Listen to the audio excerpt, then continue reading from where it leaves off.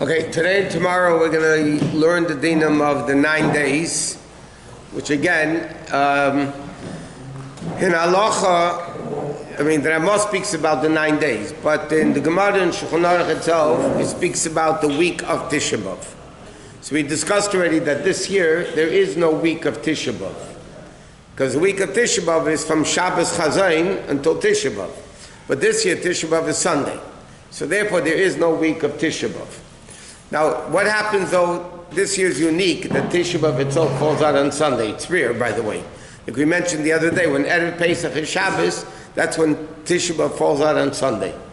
But most of the many years, it falls out on Shabbos, then it's pushed off to Sunday. So then there's a big argument in halacha, is there a week of Tisha B'Av that year or not? Some poskim say, yeah, Tisha B'Av is Shabbos, so the whole week before is the week of Tisha B'Av.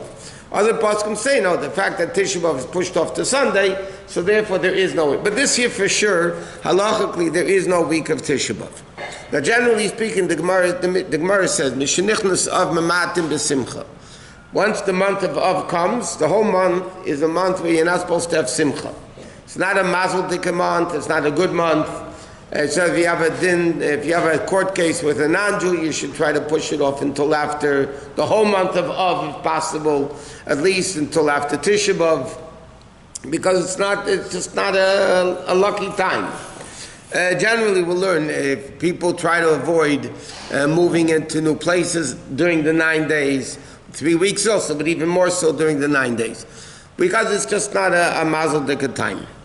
Okay, in fact, in the time of the Gemara, they say you should lessen doing business. Today, the poskim write, it doesn't, if you lessen business, you're not going to have business. So, in fact, the type of building, we're not talking about mitzvah buildings, that's for sure you're allowed to do during the 9 days, but buildings that are not made basically for living in, they're recreational, like you want to build a vacation house, you want to build a new patio, or you want to plant new flowers outside. Those are things that are simcha, but you don't need to do them. They're not living. You have, a person had damage in the house, they're remodeling the house, it's a different story. But generally, same thing, just painting a house for decorative purposes should not be done. What? Isn't it after Chamisha Asavav or on Chamisha Asavav, any simcha, the Gemara says the greatest simcha was Tu B'Av. Lo yom tov yisach chamisha asar b'yevim HaKippurim. But in halacha it says the whole month of Av is really not mazel dik. It says that if you can, you push it off until after Tu B'Av. If not, at least until after Tisha B'Av. But the whole month, basically, it says in halacha, you try to push off such things until the month of Elul. Such things such as, meaning just court cases? Court cases, any stam, anything that demands mazel and bracha and good luck. So business, but what about traveling is totally fine? No, that's traveling is, today you can even travel really during the 9 days. It's not traveling like a mall. But again, you should avoid it. But a lot of times, I mentioned this already, all the camps, all the overnight camps are 2 months, right? 1 month and 1 month. All the camps, inevitably, that's the way it's worked out. In the middle of the 9 days is when the first trip finishes and the second trip starts. So all the kids are going home, and you don't know what's going on, because the kids are coming home with dirty laundry, and they're going right away to another camp for the second month, and they're going middle of the 9 days, so they can't wash the laundry, and they can't take haircuts, and it's a whole problem. But as we'll get to the halachos. What about there's a fellow giving a gift in this 9 days or this month? Halachically, you could just try to avoid it during the 9 days. Milchlah people should try to avoid a get, period. The only ones that like getting are the ones that write them and make a living from it. Even though they don't make a living from writing getting, by the way. Okay, so now it's like this. So the Chacham came along and said there's certain things you don't do during that, especially in the Ashkenazic circles. Some things that Sfardim keep, some things they don't keep, but they have various different minhagim. But during the 9 days, it says you're not allowed to drink wine and you're not allowed to eat meat. Why? Because meat and wine ain't simcha ala babasar, ain't simcha ala bayayin. wine and meat make a person happy. In the 9 days, mama'atim b'simcha. So therefore, halachically, it's forbidden to drink wine or to eat meat. Meat includes, by the way, chicken and all those things. Now there's an exclusion for people that are sick. People that are sick, that have a need to strength, they need to eat meat or chicken, whatever it is, then they're allowed to. Even then, again, this year doesn't apply. The week of Tisha B'Av, they should try to avoid it. If somebody has an option of eating chicken or meat, obviously they should eat chicken instead of meat, because the real simcha, even by Chol Hamoed, or Yom Tif, ain't simcha lebabasar, is really meat, not chicken. But chicken is a part of meat nowadays, from the time of the Gemara. So you're not supposed to have meat or wine. There are a few exceptions. Now Shabbos for sure, and have meat or wine as much as you want. If it's a Sudas mitzvah, halachically you can have meat and wine. Let's say somebody has a bris milah, a pidyon aben, kids are born, so there's always a bris in 9 days. You can have a bris Tisha B'Av too. It happened here in Shul a few times. You had a bris and Tisha B'Av. You have but so then you can eat meat and drink wine. What about Havdalah? 1 second, we'll get to Havdalah in a minute. Now, another way is if you hear a siyum on a Masechta. If somebody finishes a tractate of Gemara, or they learn a Seder, mean a whole order of, not one Masechta Mishnayos, a whole Seder of Mishnayos, or something like that, or a whole Sefer of Tanakh with all the commentaries. So then it's a simcha, then halachically you're allowed to eat meat and wine. In Chabad the custom is that we don't eat meat and wine by a siyum. That's what Rabbi Rashab writes. Even though the Rebbe pushed that people should listen to siyumim during the 9 days. Why? Because Torah makes you happy. It's a permissible form of simcha. A Jew should never be sad. So if halacha allows you to do certain simcha things, then that's what you have to do. So our custom is to make siyumim, to hear siyumim, but we don't drink meat and eat wine. But halachically, if you're at a bris or a siyum, you're allowed to eat meat and wine. Now, Shabbos, we said you'd eat meat and wine. What do you do with Havdalah Mitzvah Shabbos? This year is a very interesting scenario. We'll learn more about that when we learn Tisha B'Av. This year there's no Havdalah Saturday night. Of Tisha B'Av. This Saturday night is Havdalah. Okay, and it's already the 9 days. So halacha says if there's a kid that knows about Avelis a little bit, but he doesn't know too much, so then he should drink the wine. If there's no kid around, it says in halacha the people that make Havdalah drink the wine. What's the age? They say an age, 7 or 8, they say, something like that. No, the women also can't. Yeah, he knows chinuch, and as he's over 6, but he's not old enough to understand about the morning of Yerushalayim. So it's like between 7 and 9. Huh? Yeah, it can also be, it doesn't have to be a strong wine. It could be grape juice, it could be 5% alcohol wine, it's not that, or some people, by the way, it's not our minute, but some people have a minute, they'll make Havdalah on beer. Because beer you could drink, whiskey you can drink, vodka you could drink. It's just wine not, because simcha is by yayin, it's only wine, not grape juice also, by the way, you can't. Not only that, but you can't drink wine that's in a food.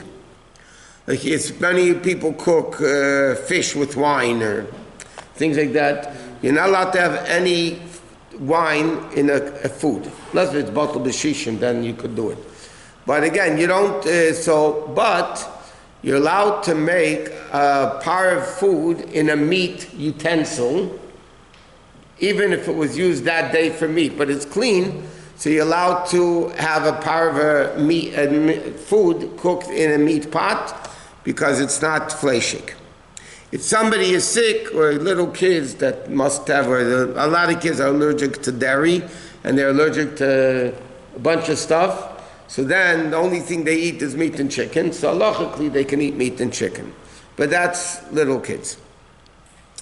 Even, by the way, even normal, even children, if they're healthy kids that eat, they're not supposed to eat meat or wine during the 9 days either. Well, wine they don't drink anyway. The grape juice or anything like that, they're not supposed to be eating or drinking. Huh? Wine vinegar? Wine vinegar, if it's vinegar, that's halachos, not wine anymore.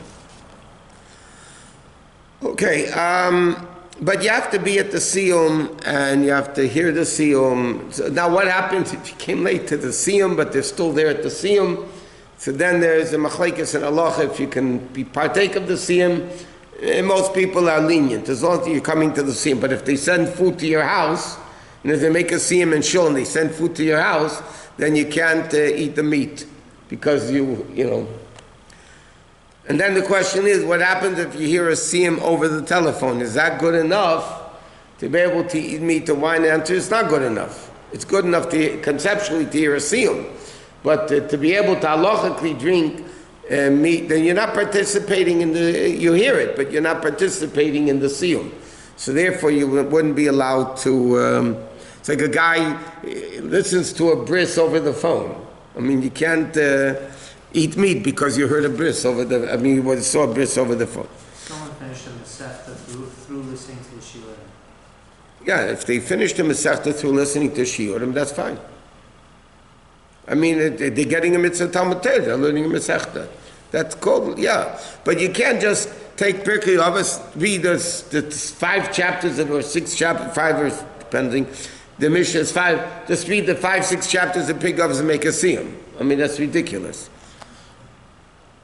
There's no such chapter to hear, be able to hear, to make, to eat meat or wine by somebody just making a siyum on Pirkei Avos.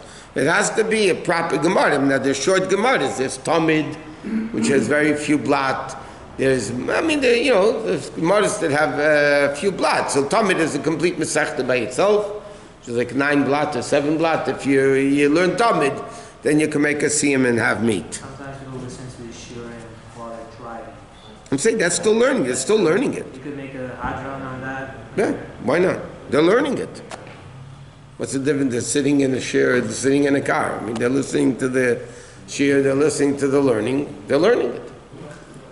Huh?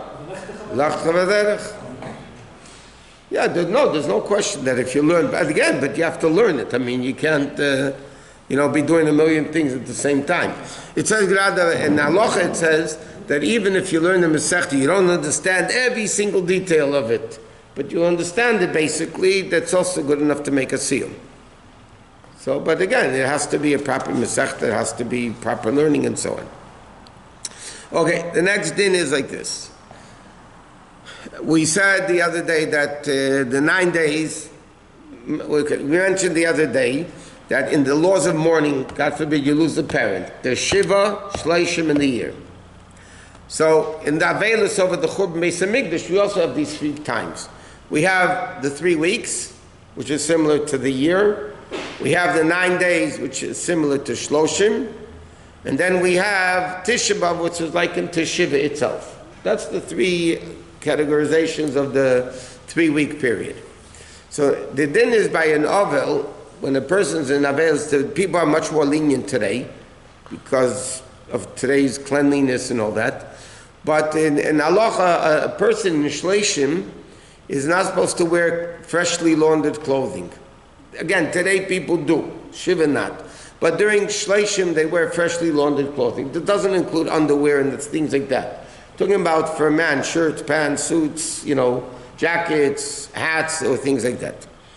So halachically, because you're not allowed to wear freshly laundered clothing, during the 9 days, with the exception of Shabbos, you're not supposed to wear freshly laundered clothing. Again, that excludes underwear, that doesn't count. Underwear you could change freshly laundered. But other clothing that a person's going to wear during the 9 days, they really should, halacha says they should prepare them before. That means, what does it mean? You wear it for, many poskim write a half an hour. Let's say you put on a shirt. You wear it for half an hour, take it off, hang it up. As many shirts as you need for the week, excluding Shabbos. Shabbos, you can wear everything fresh. and then suits, whatever it is, those things, clothes that you need to wear, put them on. In fact, halacha says you can even put on 3 shirts, one on top of the next at the same time, and wearing them. This is a portion of the din in Avelis, and it says what happens if you did. It says in halacha, what happens if you didn't prepare shirts?